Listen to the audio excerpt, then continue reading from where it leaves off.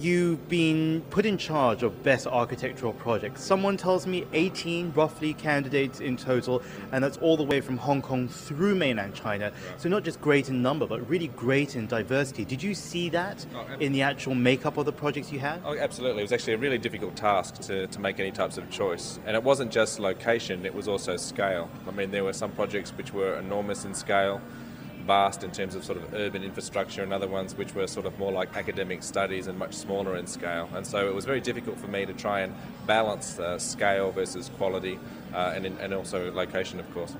So many different factors to consider, so many different characteristics, but what essentially, before you open up even the first folder, what is that you're looking for? I'm looking for things that are unique, so things that catch my attention. I mean, obviously, as an architect, when you're working in the trade for a long time, you tend to see a lot of the same thing over and over again, sort of a standardization, universal sort of ideas. I like to see things that sort of take a little bit of a tangent, sort of a bit of a break from the usual, and those are things that I was trying to focus on. Did you find it? Yeah, I did to an extent. I think that it's hard to be purely unique in some ways, but I tried to weigh up all the other things that are important as well, some environmental aspects, sustainability, all those things as well. So it was a difficult choice. Was there a particular emphasis on being green and living green and designing green simply because we do live in a part of the world which is especially sensitive to all that? I think more and more so. I think that we're not quite there. I think a lot of people talk about the word green, talk about environmental, but don't actually live up to it with their projects. But yeah, I think that overall, compared to 5-10 years ago, the aspects of green architecture, environmental, sustainability, all of those things are creeping into design much more, and so that's a great thing, and so it should. Is there a danger, though, that when you are emphasizing green and the needs to be green, that it can become so politically correct that it takes over a little bit from the design and the aesthetics of it all? Yeah, it can. I mean, that's why there has to be a balance. I mean, some of the most green buildings of all can sometimes be aesthetically some of the most ordinary.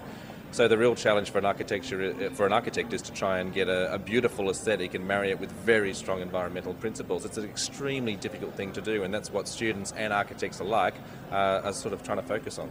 I'm going to ask you this question because I know professionally and personally you come from and represent so many different communities and countries and regions.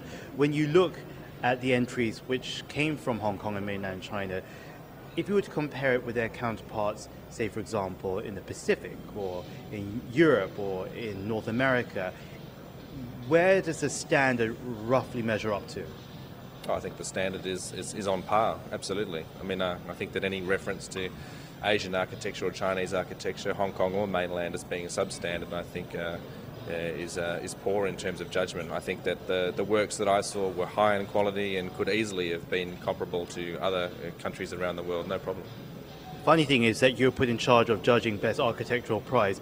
Many people would say that Best Architectural Prize was the water cube itself, the star of the Olympics, or at least one of the 2 or 3 stars of the Olympics. How does it feel coming in the months after that?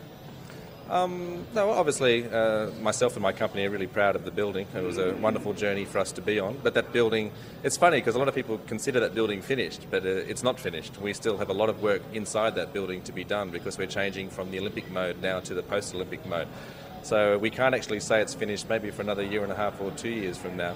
So I can never sort of think about that building as being sort of the end of a chapter because it's not yet. Well, that's the true hallmark of a building, that it continues living, continues growing.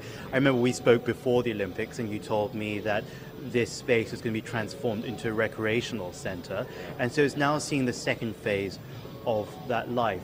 Then again, before the Olympics, you said you didn't really know how it would come about until you saw the first people in there during the rehearsals or when the lights were put on or when the LEDs were switched on. I guess the same thing is going to be especially true of the facility that's going to be used by the public so heavily on an everyday basis, not just for a sporting competition, or it will be that too as well. Any anticipation before you actually see the first people using it? No, because it's already happened. I go out to the site quite often, just out of interest most of the time, and I was out there only a few weeks ago. The Olympics have long finished now, and the Paralympics have finished, and now there are probably more crowds out on the Olympic site than even during the Olympic Games. So the public interest in these buildings, in these spaces, in the Games, and also in Beijing, the national pride is palpable. And so you can literally go out there today and see the wonderful sense of excitement amongst the public of Beijing, and that's the best thing of all. John Pauline, congratulations on the Water Cube and the other projects you've done, of course. And thank you very much for coming on to judge these Perspective Awards.